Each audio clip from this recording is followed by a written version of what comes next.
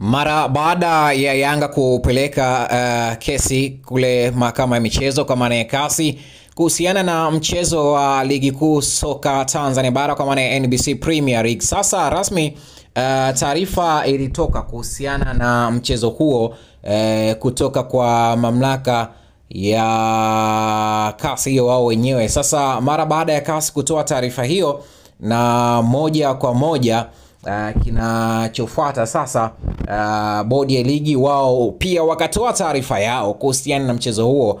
Kwa maana kasi ilirudisha Yanga kwa mamlaka husika kwa maana TFF pamoja na bodi ya ligi, kwa sababu hao hawana mamlaka ya kuzuia kutopangwa kwa tarehe mpya. Sasa bodi ya ligi imetoa taarifa yake ikisema kwamba mahakama ya kimataifa usuluhishi wa michezo kasi imetupa rufani ya klabu ya Yanga yenye kumbukumbu namba kasi 2025/A/1129/8 ambayo klabu hiyo ilifungua dhidi ya shirikisho la mpira wa miguu Tanzania TFF kuhusiana na mchezo nambari 184 kwa ligi kuu ya NBC Young Africa vs Simba.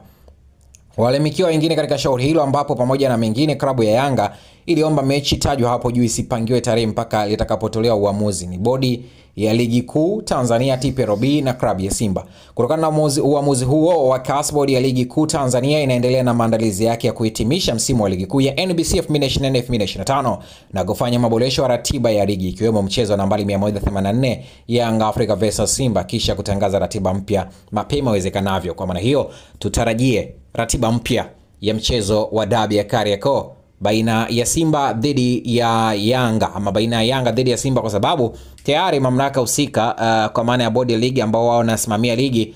wametoa taarifa yao na kusema kwamba mara baada ya kutupa rufani hilo, sasa wao watafanya marekebisho na maboresho ratiba, ambapo hapo watatoa sasa ratiba mpya na tarehe pia mpya.